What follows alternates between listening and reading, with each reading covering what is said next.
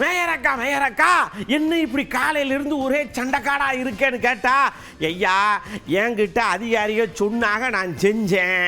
இந்த அம்மா கோவச்சுக்கிறதாக அவங்களுக்கு என்ன கோவமோ மனசாவமோ தெரியல. உள்ளுக்குள்ள என்னமோ வச்சிருப்பாங்க போல் இருக்கு. எதா இருந்தாலும் பேசி தீர்த்துக்கிறலாம். நான் தங்கச்சி மாதிரி இல்லையான்னு கேட்காங்க. இதுங்கெல்லாம் யாரும் படுத்தலைங்க. இப்போ ப்ரோட்டோகால் படி இன்னைக்கு ஸ்கூல் ஸ்டார்ட் ஆகுது. எல்லா பசங்களும் விடுமுறை முடிச்சுட்டு இன்னைக்கு ஸ்கூலுக்கு வந்திருக்காங்க.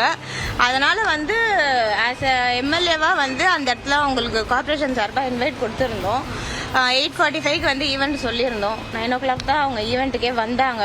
ஸோ அவங்க சொல்கிறப்பல புறக்கணிக்கிறதா இருந்தால் 8:30 நாங்கள் எல்லாருமே அங்கே போயிருந்தோமே. நாங்கள் ரிப்பன் கட் பண்ணிட்டு போயிருந்துருக்கலாமே. புறக்கணிக்கலே. எம்எல்ஏ வருவாங்கன்னாங்க, அதனால நம்ம இருந்தோம்.